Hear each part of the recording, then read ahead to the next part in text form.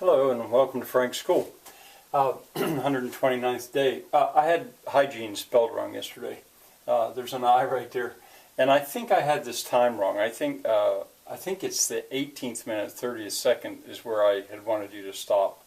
I think. In any case, today I'd like you to go to the 35th minute and stop. All right. James Burke is going to say. He's going to talk about the cholera pandemic, the first one. I've researched it since because I was curious about that. He said 50, I think he says 50 million dead behind that. Well, that's comparable with the total casualties of World War II. All sides, civilian, military. I looked it up and I think maybe it's 15 million. They don't actually know. I tried to hear exactly what he said, but that's really staggering. Well, this is too. All right, well, a phrase he uses. Well, I should explain here that this section right here, I didn't know it was there. I'd never seen it. I was watching this to get ready, and I thought, I don't think I've ever seen that video before. Those German men running around in cold water.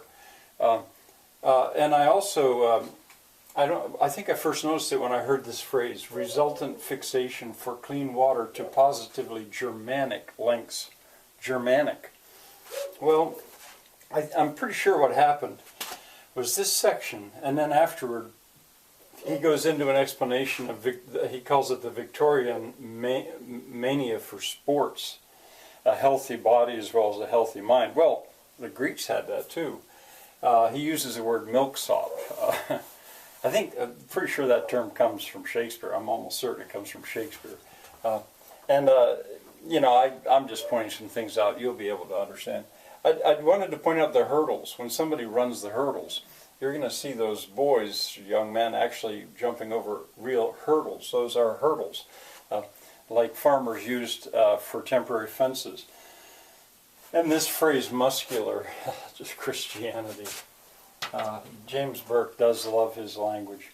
Well, anyway, why I had never seen this, I think, is because I really hadn't seen it. It wasn't available to me. I think what I had seen had been edited for purposes of advertising, commercials, or whatever. And certain sections have been left out. I feel like going back now and looking to see if that happened with other of the documentaries. Well, when I got looking at it, I found that the channel, apparently, name at least, had changed as well. The channel on YouTube is Communic Science, I guess is what you would say there, Communic Science. Is it the same channel? Is it with a different name? Is it a different channel? I'm not sure, but when I give you the link, that's the link you're going to get.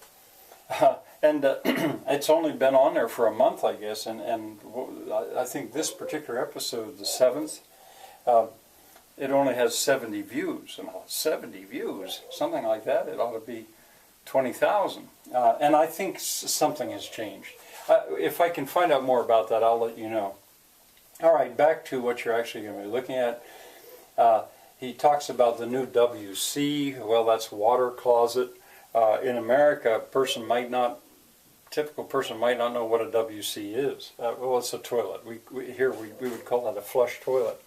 Well, all that water, in a way, boy, I don't know if I dare go there, but it occurred to me that flush toilets may not be so good. Well, I guess I dare to go there. Before that, human waste, just like waste from the barnyard, was carted out to the fields and put on fields. That's kind of tricky to go there. But anyway, you'll see him down there in the London museums, in the London sewers, and giving amazing statistics. And, well, it is amazing. And that's about where I'm going to ask you to stop, at that pumping station. But anyway, a personal memory. In Paris, it's actually a museum. Maybe it is in London too. Probably it is. I've been in the Paris Sewer Museum. When I found out that was there, I thought, hey, I want to go see that. And you actually go down into the sewer system. Paris was so proud of its sewer system. It was state of the art back in the 1860s or so when it was built. It made the city really possible. I think they even serve banquets sometimes down in the sewer museum. It's kind of strange. Well, in any case, this is pretty easy watching. I don't think it takes too much explanation. As I did yesterday, I'm going to go on now, and in a second video today, I'm going to go on to read the Decentralist Manifesto. Oh, and news.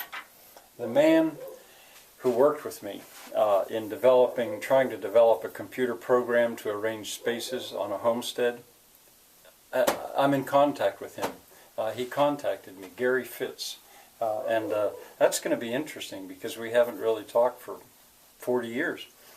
And now I had tried to reach him but was unable to, but we're in contact now. We'll see what happens. Bye for now.